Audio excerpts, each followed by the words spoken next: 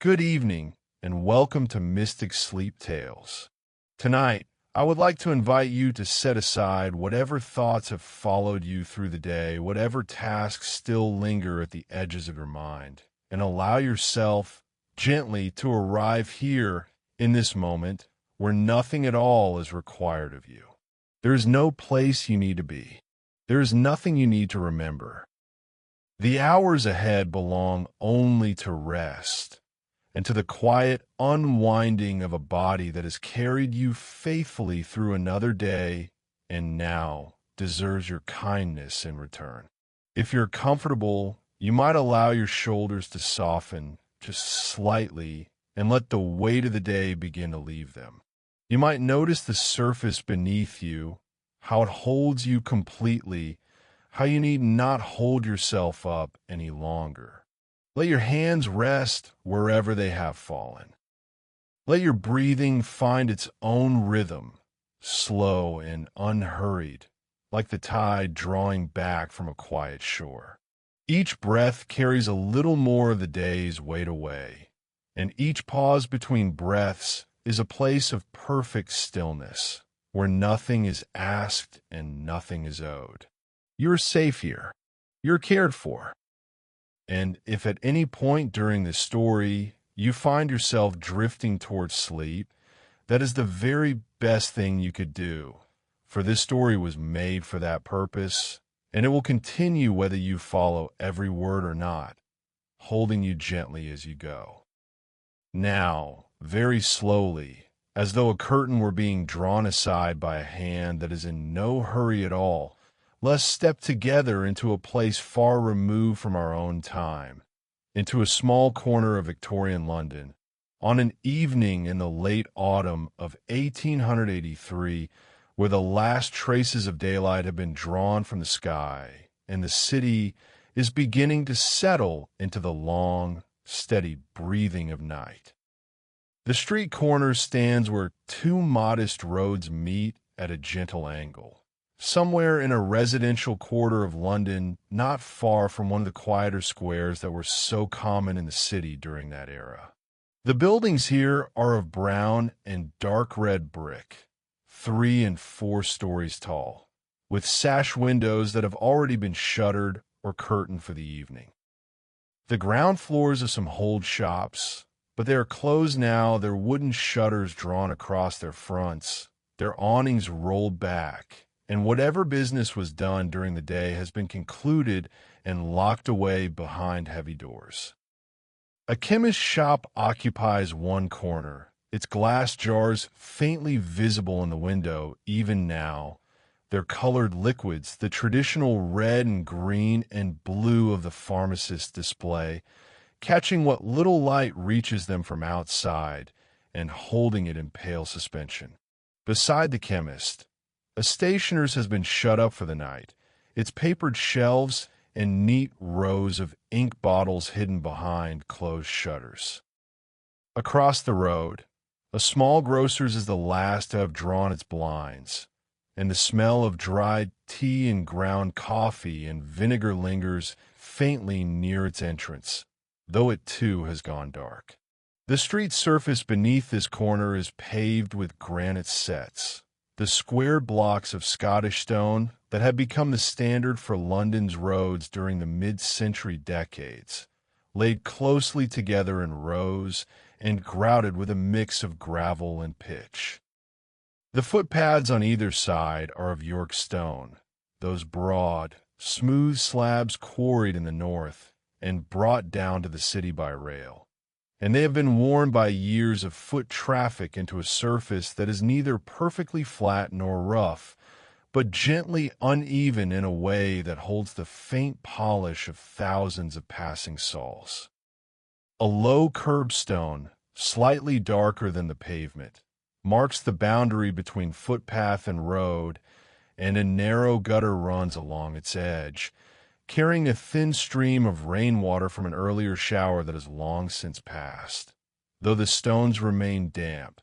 and the air still holds that particular freshness that comes after rain in a city where coal smoke is always present.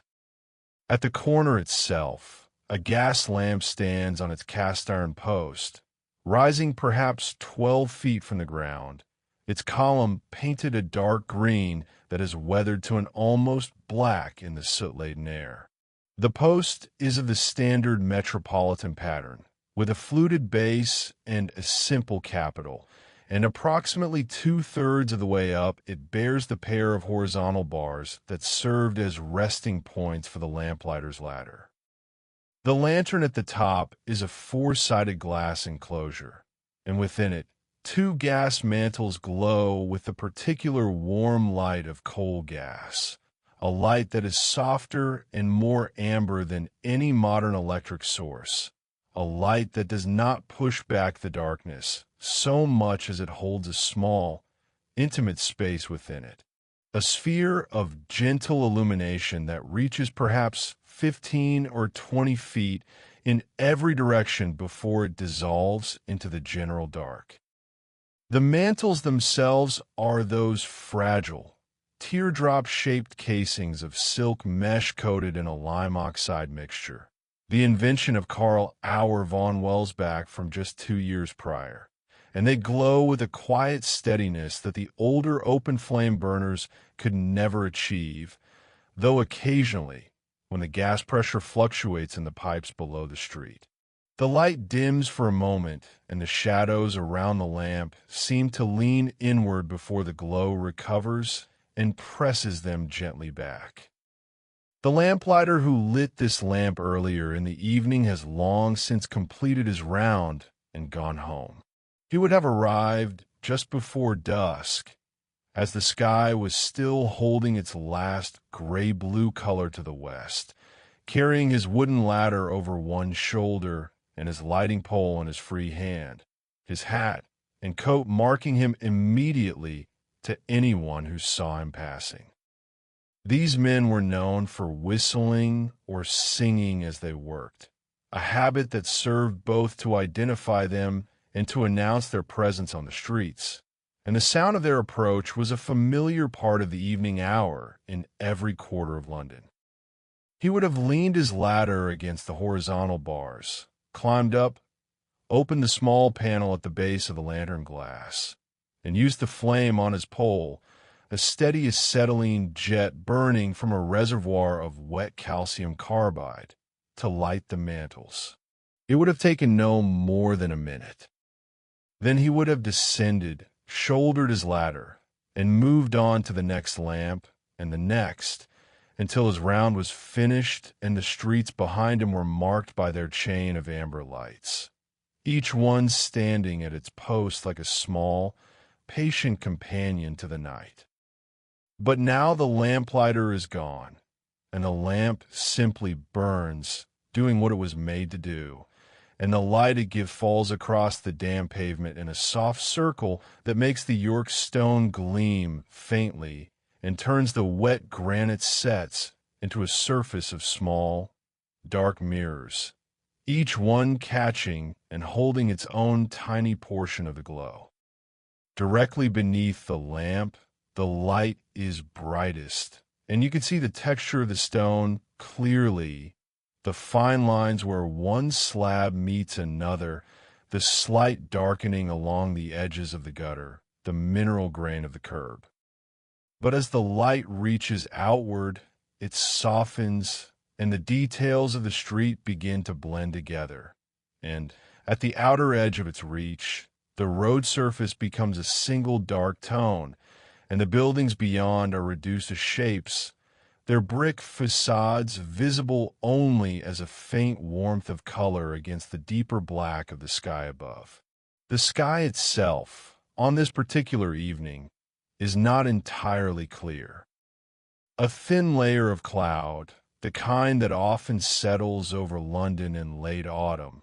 covers the stars and gives the sky above the rooftops a faintly luminous quality, as though the darkness overhead were not entirely opaque, but held within it some residual memory of the day's light. This is partly the effect of the city itself, for even in 1883, the combined glow of London's gas lamps, its domestic fires, and its remaining commercial activity cast a faint upward radiance that the low cloud reflected back, so that the sky above the city was never quite as dark as the sky above the surrounding countryside. It is a familiar effect to anyone who has stood in a city at night and looked upward, and it gives the evening a quality that is not bright, certainly, but neither is it the absolute darkness that one might expect. It is a cradled darkness, a darkness that has been softened and made companionable by the presence of all those small, scattered points of warmth below. The air at the street corner is cool and still. The earlier rain has washed away the worst of the day's dust, and the coal smoke that is always present in the London atmosphere has been dampened by the moisture, so that the air carries only a faint, not unpleasant scent of wet stone and distant hearth fires. Somewhere nearby, in one of the houses behind their shuttered windows, a coal fire is still burning, and its smoke rises from the chimney pot and is absorbed into the low cloud above, adding its small contribution to that faint, general haze that is so characteristic of London's autumn evenings. From another house, a few doors along, there comes the very faint scent of something that might be a supper still warming on a kitchen range, a smell of broth or stewed meat that drifts down from an upper window left slightly open, though the window itself is invisible from the street below. These smells are so faint that they come and go without announcement, present for a moment and then gone, replaced by the clean, damp air, and then returning again on some imperceptible current, like thoughts that pass through a resting mind without demanding attention. The sounds at the corner are few, and they're the sounds of a city that is settling into its evening rest.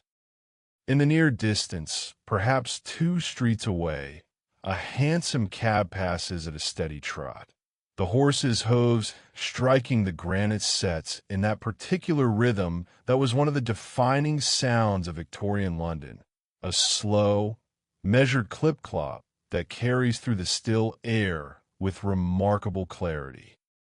The sound of the wheels follows a low, continuous rumble that is softer than one might expect, because by the 1880s many of London's busier thoroughfares have been repaved with wooden blocks, squares of compressed timber set endwise into the road surface, which have been found to reduce the terrible noise that iron-shod wheels and horseshoes produced on stone. Even on the granite setts of a quieter street like this one, the sound of a cab passing is not harsh, but rather a steady, rolling murmur, and as the cab moves further away, the sound diminishes gradually, the hoof beats growing softer and the wheel rumble fading until they are absorbed into the general quiet, and only the memory of them remains, like a wave that has run its course upon a beach and left the sand smooth behind it. After the cab has gone, the street is quiet again, and the quiet is not an absence but a presence, a condition that has its own texture and weight. It is the quiet of a city that contains millions of souls, most of whom are now indoors, most of whom are preparing for sleep or already sleeping, and the vast, collective stillness of all those resting bodies creates a silence that is deeper than the silence of an empty place, because it is a silence that is full of life at rest. Within this quiet, very small sounds become audible, sounds that would be entirely lost during the bustle of the day, but that now emerge with a gentle clarity. The gas lamp itself makes a faint, continuous hiss, the sound of the coal gas burning within the mantles, so soft that you must be standing directly beneath the lamp to hear it. And even then it is more felt than heard, a vibration at the very edge of perception that becomes a kind of companion once you have noticed it. It is a sound that says, simply, I am here, I am burning, all is well. From somewhere behind a row of houses on the left side of the street, a clock strikes the hour. It is a church clock, most likely from one of the many parish churches that punctuated every quarter of Victorian London, and its bell has that deep, slightly hollow tone that comes from a large bell struck by a mechanical hammer rather than swung on its wheel. The strikes come slowly, with a pause between each one that is long enough for the previous note to have almost completely faded before the next begins. And it is 10 o'clock, 10 measured strokes that move through the still air and reach the street corner with a softness that suggests the church is perhaps half a mile distant, though the sound is perfectly clear. As the last stroke fades, it seems to leave a space behind it, a pocket of deeper silence that holds for a few seconds before the ordinary quiet of the street fills it in, and the evening continues as before. A few minutes after the clock has struck, a figure appears at the far end of the street, approaching the corner with a steady, unhurried pace. It is a police constable on his beat, recognizable even at a distance by the shape of his helmet and the particular, measured quality of his walk, which is neither fast nor slow, but exactly the pace of a man who has miles to cover and all night in which to cover them. The Metropolitan Police constables of this era walked night beats of approximately 2 miles, considerably shorter than their daytime rounds, and they were expected to maintain a regular pace that would bring them past each point on their route at predictable intervals, so that anyone in need of assistance would know, roughly, when the constable might next appear. This man carries a bullseye lantern, a small, shuttered oil lamp with a thick glass lens that can be directed at doors and windows to check that they are secure, though at the moment the lantern is closed and he walks by the ordinary light of the gas lamps, his boots making a steady, measured sound on the York stone pavement that grows louder as he approaches and then softens as he passes the corner and continues along the cross street. He does not pause at the corner, but as he passes the gas lamp, his face is briefly illuminated, and it is the face of a young man, perhaps 25 or 26, clean-shaven as regulations required, with the slightly weathered complexion of someone who spends his working life outdoors in all seasons. His expression is not anxious or alert, but calm, the expression of a man performing a familiar routine, and there is something reassuring about his steady presence. The way he moves through the empty streets with a quiet authority that comes not from power, but from habit and duty. His footsteps recede along the cross street, growing softer and softer until they, too, are absorbed into the general silence, and the corner is alone again with its gas lamp and its damp stones and its gentle dark. Time passes at the street corner in a way that is different from the passage of time during the day. During daylight hours, time is measured by activity, by the opening and closing of shops, by the arrivals and departures of cabs and omnibuses, by the movements of people going about their business. But at night, especially on a quiet residential street, time is measured differently.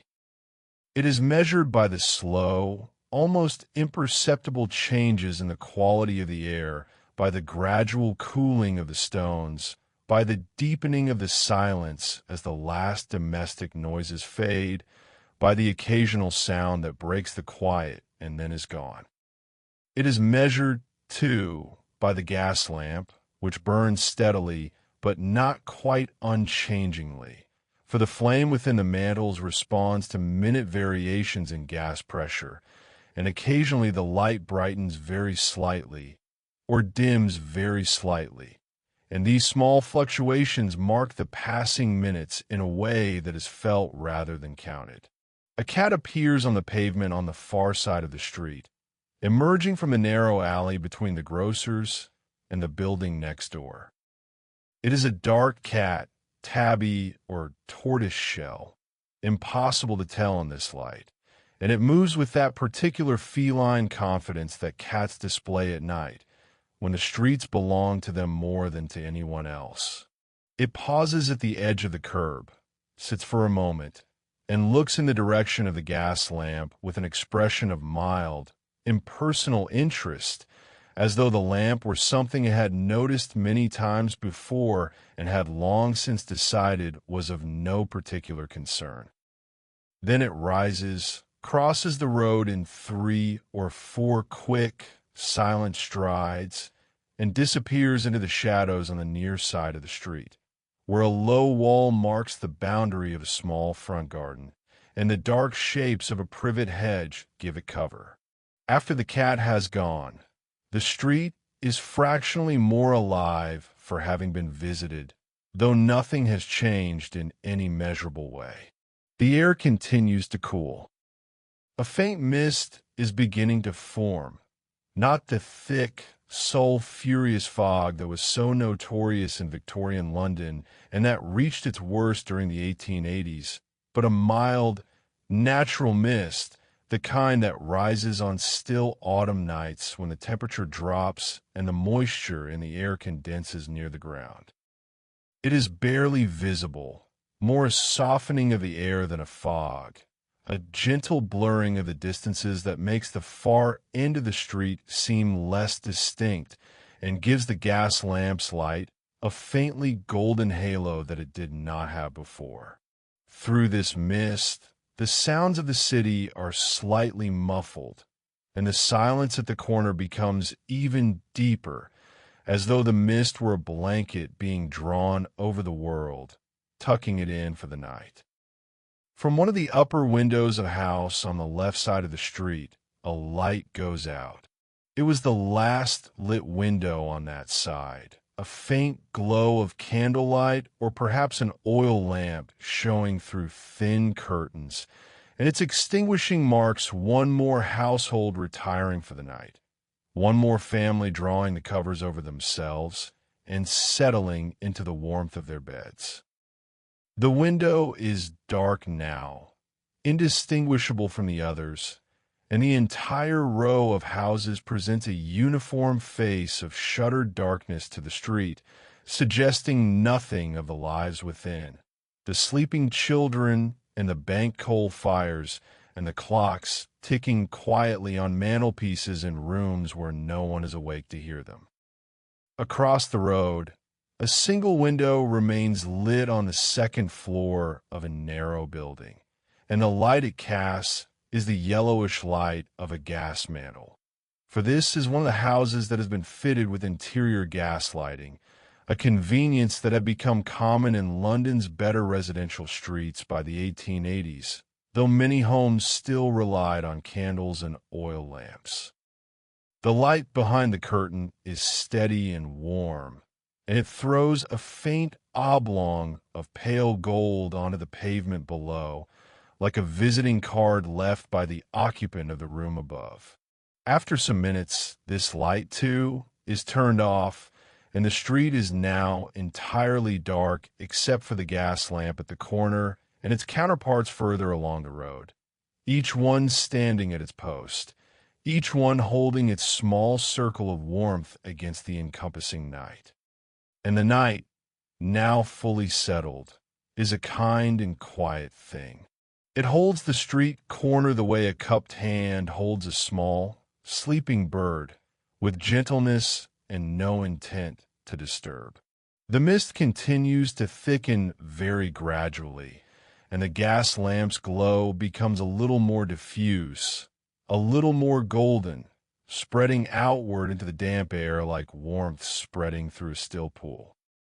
The granite sets beneath the lamp still hold a faint gleam where they are wet, and the York stone pavement is cool and smooth and undisturbed, and the buildings stand on either side of the road like patient, familiar sentinels that have watched over this corner through every kind of weather and every hour of the day and night, and will continue to do so long after this particular evening has passed into memory. If you're still listening, that is well. And if you are beginning to drift, that too is well, for the corner will remain, and the lamp will continue to burn, and the story will go on at its own gentle pace, asking nothing of you. The mist has reached a point where it is now clearly visible around the gas lamp, forming a soft aureole of diffused light that extends the lamp's glow while simultaneously softening it, so that the circle of illumination on the ground has become less distinct at its edges, more gradual in its transition from light to dark. This is the kind of mist that Londoners of this era would have found entirely unremarkable, a natural accompaniment to autumn nights that carried no threat and caused no inconvenience, unlike the denser, smoke-laden fogs that could descend upon the city without warning and reduce visibility to a matter of feet. Those fogs, the true London particulars as they were sometimes called, were a yellowish or greenish-brown color, thick with the sulphurous residue of millions of coal fires, and they caught in the throat and stung the eyes and made the simple act of walking to the end of one's own street a matter of difficulty and some danger. But this gentle mist is nothing like that. It is clean and cool and faintly sweet, carrying only the smell of damp earth and wet leaves and the distant, domesticated warmth of dying hearth fires, and it softens the world rather than obscuring it. Somewhere in the distance, too far away to identify its source, a dog barks twice and then falls silent. The barks are muffled by the mist and by distance, and they reach the corner as little more than a suggestion of sound, two brief syllables spoken by an animal whose concerns are entirely its own and have nothing to do with the quiet scene at the street corner. Perhaps it was a dog in a yard behind one of the houses, disturbed by the passing of the cat, or by some other creature moving through the night. Perhaps it was a dog further away, in another street entirely, its bark carried through the still air with that peculiar clarity that night sounds sometimes possess, arriving at unexpected distances with a softness that makes them seem like memories of sound rather than sounds themselves. In either case, the barking does not come again, and the silence closes over the place where it was, and the corner is once more held in its deep, unhurried quiet. The constable will not return to this corner for some time. His beat takes him in a circuit through the surrounding streets, and the Metropolitan Police standing orders of this period required constables to vary their routes slightly on each circuit, so that their movements would not become entirely predictable to anyone with criminal intent. But on a night like this, on a quiet residential street where nothing has occurred to attract attention, the constable's passage is simply a part of the rhythm of the night, a periodic reassurance that the machinery of order is still turning, and his absence between passes is not an emptiness, but merely a longer pause in a slow and regular pattern. The gas lamp continues to burn. The flame within the mantle is fed by a steady supply of coal gas flowing through the iron pipes that run beneath the street, pipes that connect this lamp to thousands of others across the city, all of them drawing from the great gasworks that were situated at intervals around London's periphery. The nearest gasworks to this particular corner might be the one at Horseferry Road in Westminster, or one of the other works that supplied the surrounding parishes, vast industrial complexes with their towering gasometers, those enormous cylindrical iron holders that rose and fell with the volume of gas stored within them, and their batteries of clay retorts in which coal was heated until it yielded its volatile gases. All of that machinery, that labor, that engineering, exists to produce the quiet flame burning within this single lamp on this single corner, And there's something both remarkable and soothing in that thought, in the idea that so much effort has been directed towards such a gentle result, that the whole vast apparatus of Victorian industry can be distilled at this hour and in this place into nothing more than a soft amber glow on a damp pavement. A leaf detaches itself from the plane tree that stand a little further along the street. One of the London planes that have been planted along many of the city's residential roads during the middle decades of the century, chosen for their tolerance of the smoky, soot-laden air that killed other species. The leaf falls slowly, turning as it descends, catching the faint light of the gas lamp for a moment before it settles on the pavement near the curb. It is a broad, five-pointed leaf, dry and brown at its edges, but still holding some green at its center, and it lies on the wet stone without moving, because the air is perfectly still. Other leaves have already fallen and gathered in the gutter, and at the base of the lamppost, and the angle where the two streets meet, forming a thin, damp carpet of russet and brown and faded gold that gives the pavement the look of something being slowly reclaimed by the natural world, even here in the heart of the city. The clock strikes the half hour, a single note that rises from behind the houses and hangs in the air for a long moment before fading. 10:30. The evening is deepening, and the city around this corner is growing quieter still. The distant sound of traffic on the larger roads, the faint rumble of wheels and hooves that has been a barely audible backdrop to the evening, is diminishing now as the last omnibuses complete their routes and the cab traffic thins to a trickle. London in 1883 did not entirely sleep, for the markets would begin their work in the small hours, and the railway goods depots operated through the night, and there were districts where the public houses and the music halls kept their lights burning until late. But here, on this modest residential street, the world is winding down, and each passing minute brings a deeper quiet, a fuller stillness, a more complete surrender to the night. A window somewhere to the right, on the cross street, opens very slightly, and a brief sound of movement comes from within, the sound of someone adjusting a curtain or placing something on a sill, and then the window closes again, and the moment is over. These tiny domestic sounds, so small that they would be invisible during the day, become events of gentle significance at night. Not because they are important, but because they're the only evidence that life continues behind the dark facades, that the buildings are not empty, but full of quiet, breathing warmth. The mist is thicker now. It has not become a fog, and likely will not, for there is no stillness oppressive enough, and no coal smoke dense enough to drive it to that extremity tonight. But it has settled to a point where the further gas lamps along the street are no longer clearly defined points of light, but rather soft, golden blurs, each one surrounded by its own halo, and the effect is of a string of small, warm moons suspended at intervals along the roadway, each one separate from the others, each one holding its own small territory of light, and the spaces between them are dark and soft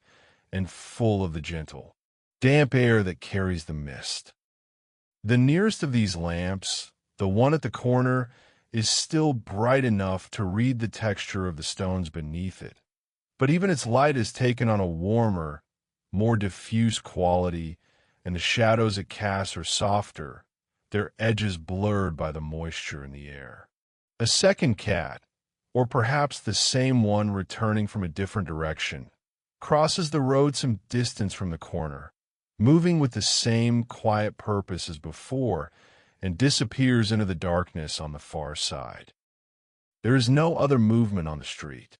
The buildings stand in their rows, solid and silent, their brick facades absorbing the mist and the darkness and the quiet with equal patience. The rooftops, barely visible against the slightly lighter sky, are a line of chimney pots and ridges and the occasional decorative parapet, and from several of the chimney pots a faint wisp of smoke still rises, marking the houses where a fire has been left to burn down slowly through the night, its embers providing a residual warmth that will take the edge off the cold in the rooms above until morning. And so the corner waits. It has no expectation and no anxiety. It does not anticipate the dawn or regret the passing of the evening. It simply exists in the present moment, held in the light of its gas lamp and the embrace of its gentle mist, and the minutes pass over it like water passing over smooth stones in a shallow stream, steady and unhurried,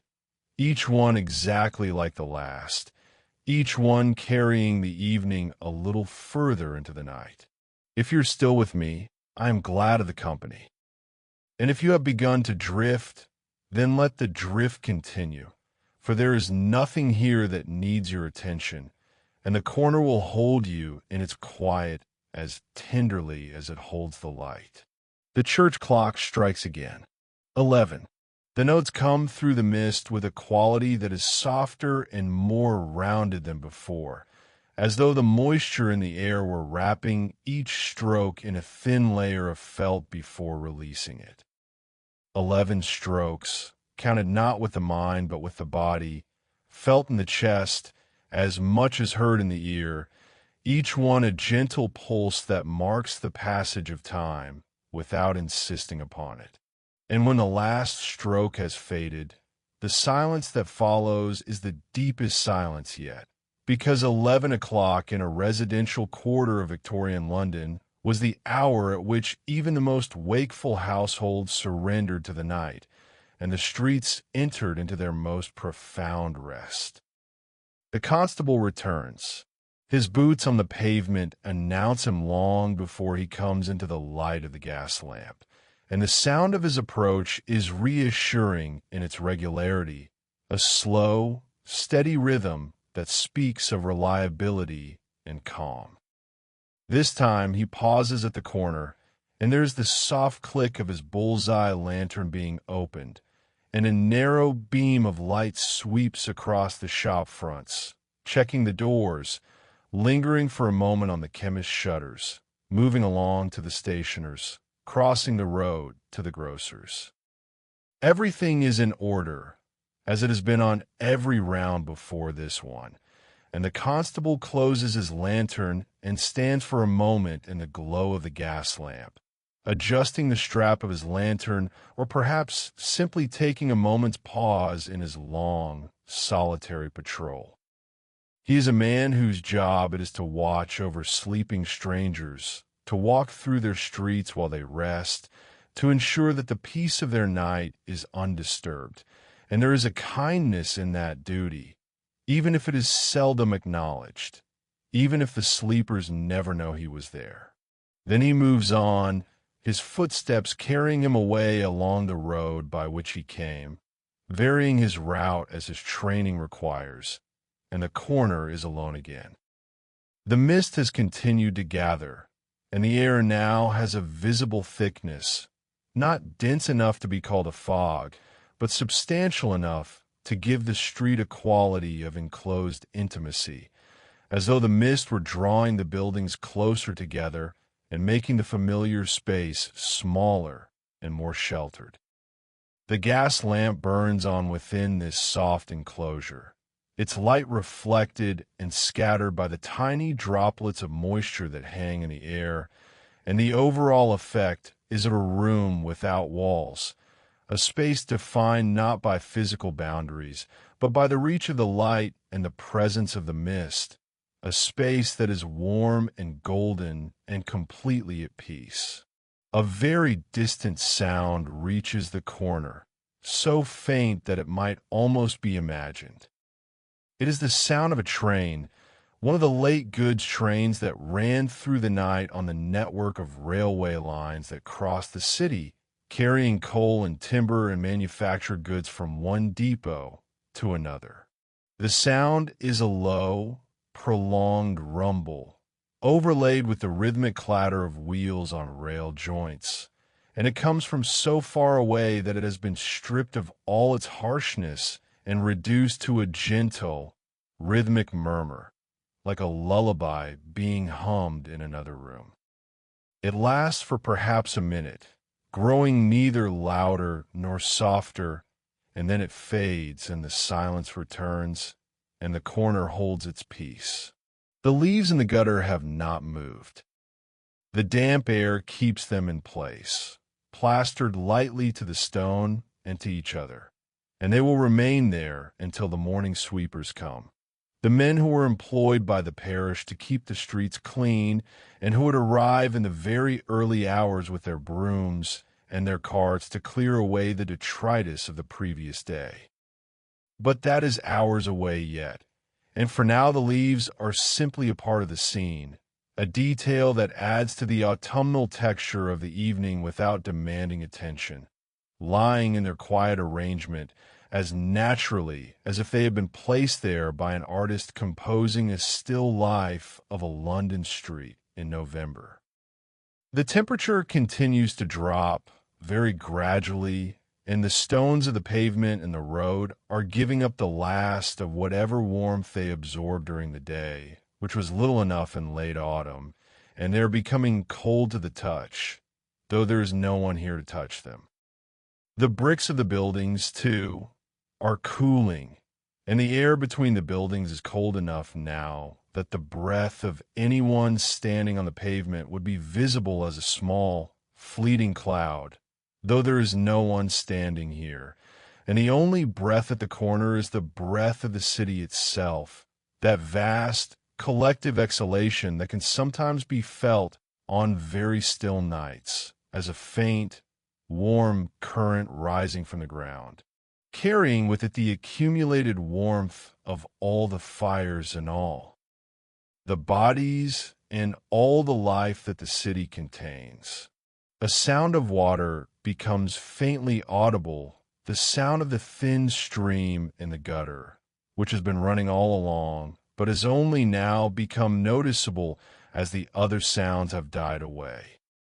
It is the softest of sounds, the sound of rainwater finding its way along the channel between the curb and the road surface, following the slight gradient of the street toward the nearest drain, a covered grating set into the gutter a few yards down from the corner. The water makes a quiet, continuous murmur as it moves over the granite and through the small accumulations of leaves and grit that partially obstruct its path.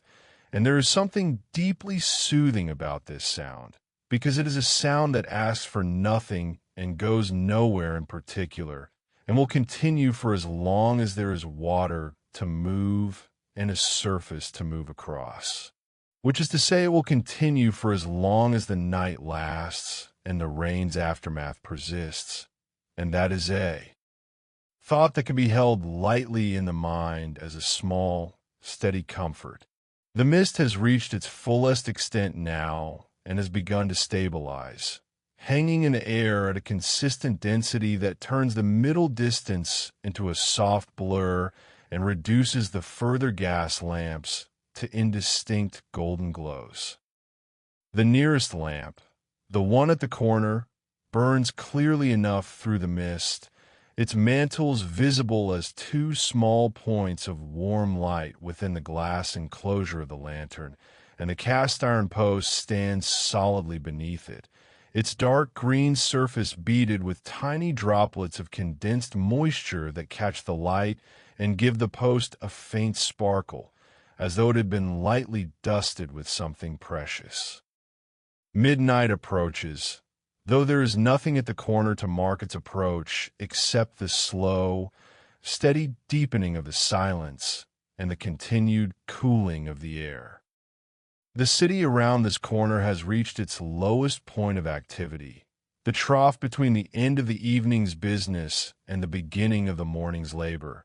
And during this interval, the streets are as quiet as they will ever be, given over entirely to the night and to whatever creatures move through it, the cats and the constables and the occasional late walker hurrying home,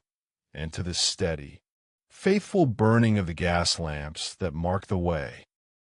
The church clock strikes 12, and the sound is both familiar and solemn,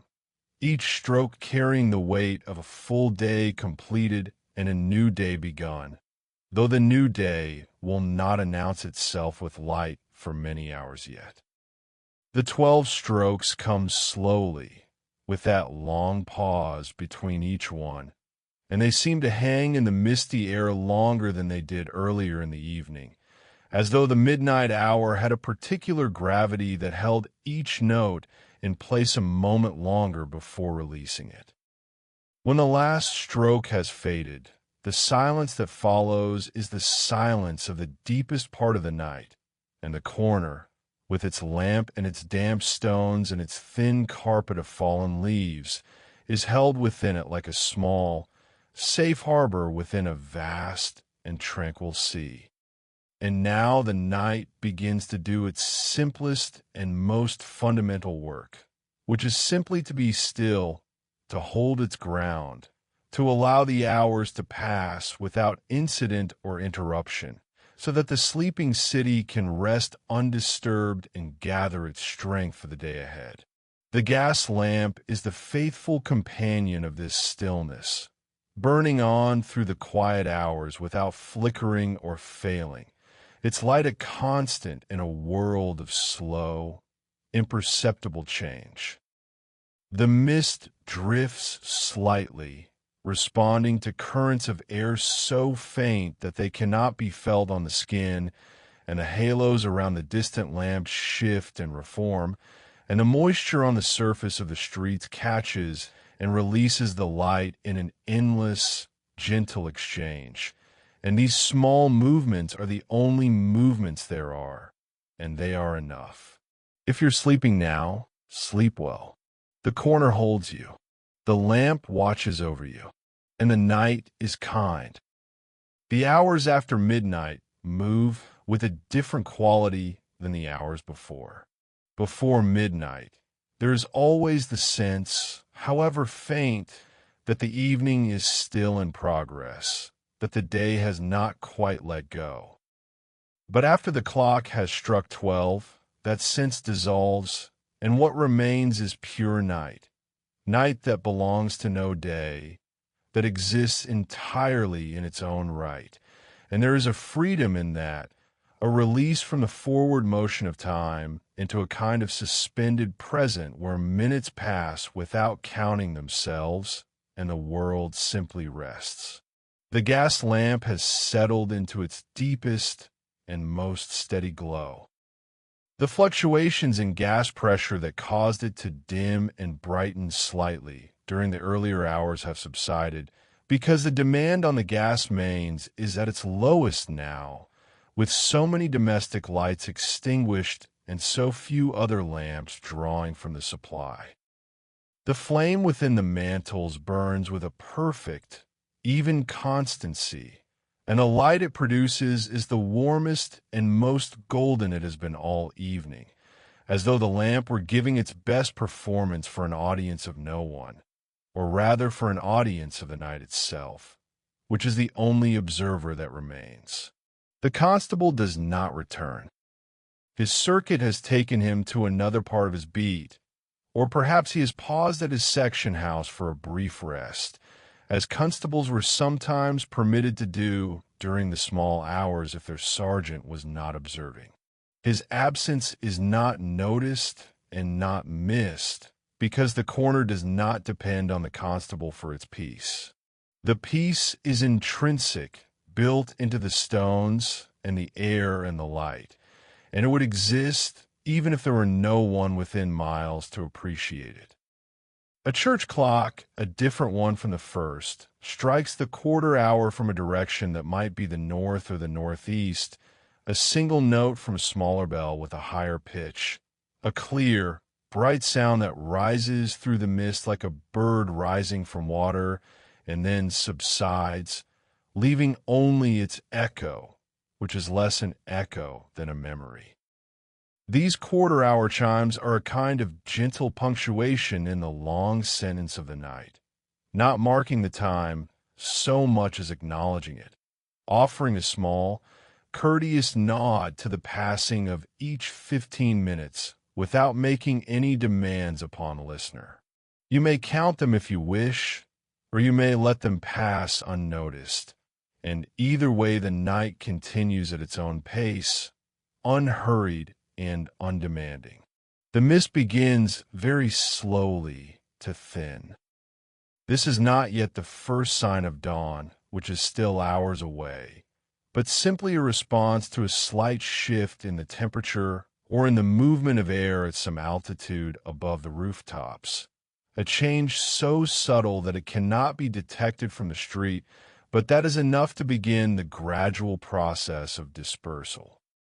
The thinning is not dramatic, not even noticeable from one moment to the next. But over the course of the next half hour the air will become fractionally clearer, and the further gas lamps will regain a little of their definition, and the buildings at the ends of the streets will become slightly more distinct, their outlines returning from the softness of the mist to something closer to their ordinary, solid selves.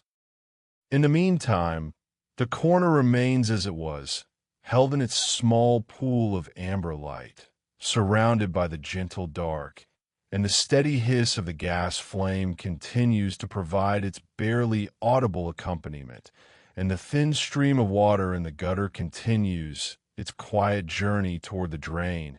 and the fallen leaves lie undisturbed in their places, and the damp stones hold their faint gleam. And everything is exactly as it should be, exactly as it has been, and will be for as long as the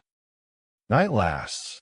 The 1 o'clock bell strikes from a nearer church, a single deep note this time, because the clock only strikes once at 1 in the morning, and the brevity of the sound gives it a particular quality of finality and simplicity, as though the clock were saying, with a kind of wise economy, that 1 is enough, that the hour has been marked, and nothing more needs to be said. The note fades slowly, and the silence that follows, it is the same deep, comfortable silence that has held the corner all evening, and there is no sense of anything having changed or needing to change, and the night continues its gentle, steady work of holding the world in rest. Far away, so far that it is more a vibration in the chest than a sound in the ear, there is the low, brief horn of a steamship on the river, a sound that carries through the still air from the direction of the docks, where the great ships of the British mercantile fleet are moored along the wharves, their cargoes being unloaded or loaded by the men who work through the night under the light of oil lanterns and the occasional arc lamp. The Thames at this hour is a dark, slow-moving presence at the heart of the city, carrying its tides seaward or accepting it landward, and the ships upon it are as much a part of London's nightscape as the buildings and the streets. Though from the quiet corner where we stand they are invisible and unimaginable except for this one brief, distant sound, which is swallowed by the mist almost as soon as it is heard. The night is at its deepest now, the hour between 1 and 2 in the morning that is, by common consent, the quietest hour in any city, the hour when even the most determined night workers pause, and the most restless sleepers have finally surrendered to their pillows. The street is absolutely still. Nothing moves on the road or on the pavement. The gas lamp burns. The water trickles in the gutter. The mist hangs in the air with the patience of something that has nowhere else to be. And if you listen very carefully, beneath all these small, constant sounds, there is another sound, or rather an absence of sound that has a quality of its own, the sound of a city sleeping, millions of breaths rising and falling in the dark rooms behind the dark windows,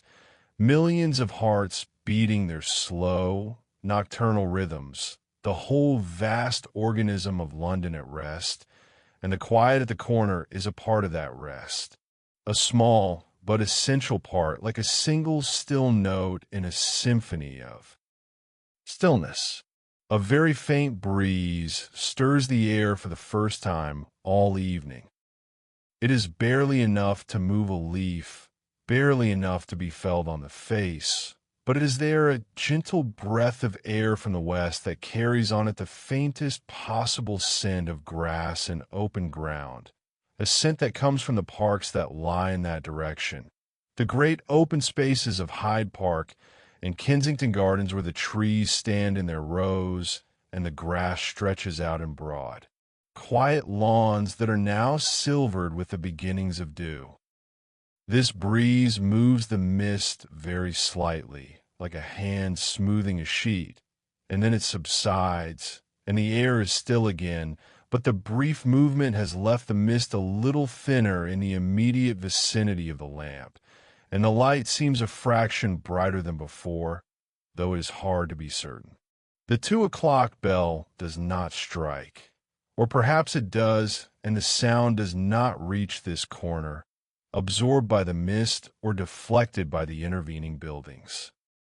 In any case, the hour passes unannounced, and the passage of time at the corner becomes entirely subjective, measured not by clocks, but by the slow,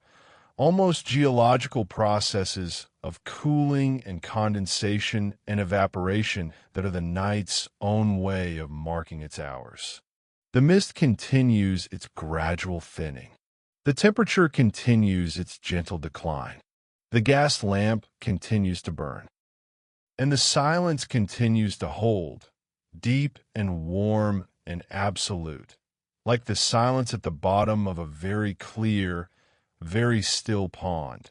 where everything is visible and nothing moves, and the water is neither warm nor cold, but simply present. A thought comes and goes at the corner, not a thought that belongs to anyone, for there is no one here to think it,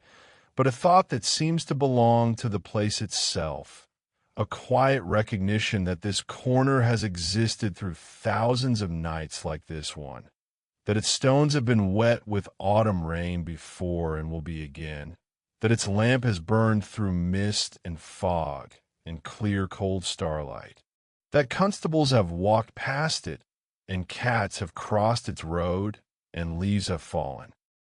from its trees and been swept away and replaced by new leaves that have fallen in their turn, and that all of this is simply the ordinary, unremarkable life of a place, which is no less real and no less precious for being ordinary. The mist is definitely thinning now, and the air has the particular clarity that comes in the small hours of the morning when the moisture begins to settle as dew rather than hanging in the air's fog. The stones of the pavement are wet with it, and the cast-iron post of the gas lamp is wet with it, and the glass of the lantern is wet with it, and everything glistens very faintly in the warm light, and the corner has the look of something that has been gently washed and is drying slowly in the air. From one of the houses on the cross street, a sound emerges that is so domestic and so ordinary that it seems to belong more to the waking world than to the night. It is the sound of a baby crying very faintly behind closed windows, a thin, wavering sound that rises for a few seconds and then subsides, presumably as a parent lifts the child and offers comfort. The sound is barely audible from the corner, but it carries through the still air with a clarity that makes it seem closer than it is, and there is something both tender and reassuring about it, a reminder that even at this hour, even in the deepest part of the night, the fundamental acts of care and comfort continue, that someone is always awake somewhere, holding a child, smoothing a blanket, murmuring the quiet words that mean nothing and everything. The crying does not come again. The parent has done their work, and the child is settled, and the house returns to its deep, enclosed quiet, and the street outside is as still as before. The 3 o'clock bell strikes, 3 slow, measured notes that come from the nearer church and are answered a moment later by a fainter trio of notes from the more distant church to the north, and the two sets of chimes overlap and intertwine in a way that is not musical, exactly, but harmonious in its own fashion, like two voices agreeing on a single, simple statement. 3 o'clock. The night is past its deepest point and has begun, in some imperceptible way, to turn toward morning, though morning is still hours away and will make no visible sign for a long time yet. But something in the quality of the air, something in the behavior of the mist, something in the barely detectable shift of the sky's tone from black toward a very dark gray, suggests that the night has reached its fullest expression and is now beginning, with infinite slowness, to relax its hold. The gas lamp burns on, faithful and uncomplaining, its light unchanged by the passage of the hours, its mantles glowing with the same warm amber they have produced since the lamplighter touched his flame to them all those hours ago. The lamp does not know that morning is coming. It does not know that in a few hours the sky will lighten and the lamplighter will return and reach up with his pole and turn the gas valve and extinguish the flame. And the mantles will cool and darken, and the lamp will stand unlit through the bright hours of the day, waiting for evening to bring the lamplighter back again. The lamp knows nothing and needs to know nothing. It simply burns doing the one thing it was made to do,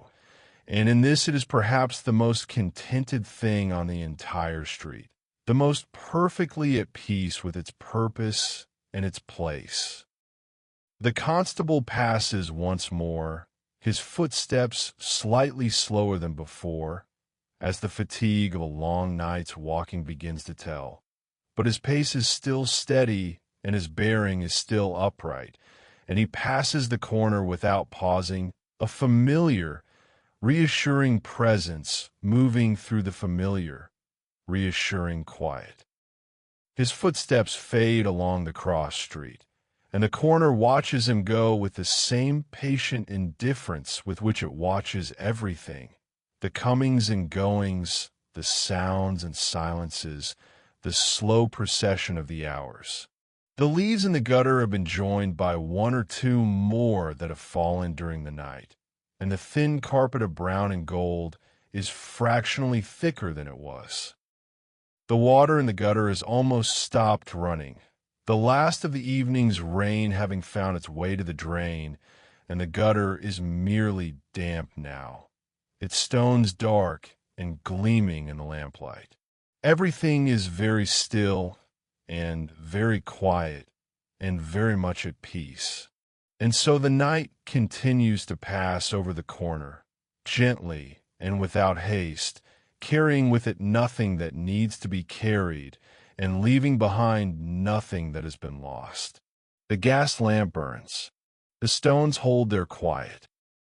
The mist drifts and thins and drifts again. The buildings stand in their patient rows, sheltering their sleeping occupants from the cool night air. And somewhere above the low cloud, above the thin haze of coal smoke and moisture that hangs over the city, the stars are turning in their slow,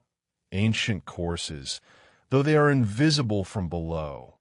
and the moon, if there is a moon tonight, is hidden behind the same soft veil that has wrapped the city all evening, and its light, if it reaches the ground at all, does so only as a faint, general brightening of the cloud, a paleness in the sky that is more felt than seen. The 4 o'clock bell strikes, and it seems to come from very far away, though it is the same church as before, and the distance is the same. It is the listener who has changed, or rather the night itself, which has grown so deep and so soft that even the nearest sounds seem to arrive from a great distance, muffled by layers of silence and stillness and the accumulated quiet of all the hours that have passed. For notes, and in silence, and the silence holds, and the corner holds, and everything continues as it was. And now, very gradually, so slowly that it might be the work of imagination rather than observation, the sky begins to change. It is not lightning, not yet. It is merely shifting in some quality that is too subtle to name. A change in the texture of the darkness, perhaps, or a change in the quality of the absence of light, as though the night sky were becoming fractionally less opaque, fractionally more willing to admit the possibility that somewhere beyond its edge, in a direction that cannot yet be determined, something is beginning to stir. It is the very first, most distant harbinger of dawn, and it is so faint that it would be invisible to anyone not specifically looking for it, and even then it might be doubted, and rightfully so, because at this hour the difference between night and the approach of morning is so small as to be essentially meaningless. But it is there, and the night is aware of it, even if the street is not, and the long, slow turning of the earth continues at its unalterable pace, carrying this corner and this lamp and these stones toward a morning that will come in its own good time. But that is for later. For now, the night still holds. The gas lamp still burns. The mist still drifts in the spaces between the buildings. The leaves still lie in the gutter. The pavement is still damp and cool and smooth. And the corner, with its quiet and its warmth and its gentle light, is still here, waiting for nothing, expecting nothing, simply being in this present moment that has no edges and no end. Let your body rest as this corner rests. Let your breathing slow as this mist slows. Let your thoughts settle as these leaves have settled, finding their own place, their own stillness, without effort or intention. There is nothing you need to do. There is nowhere you need to go. The night holds you, as it holds this corner, with gentleness and without demand, and the morning, when it comes, will find you rested and renewed, and the world will begin again, as it always does, quietly and without fuss, one small light at a time. Thank you, very sincerely, for spending this quiet evening here, beneath the gas lamp, on this gentle corner in old London. It has been a pleasure and a privilege to share these still hours with you. If you have enjoyed this time together, you are most welcome to stay a little longer next time, and to bring others who might find some rest here too. A kind word left quietly below, like a leaf upon the pavement, is always noticed and always appreciated. Sleep well and good night.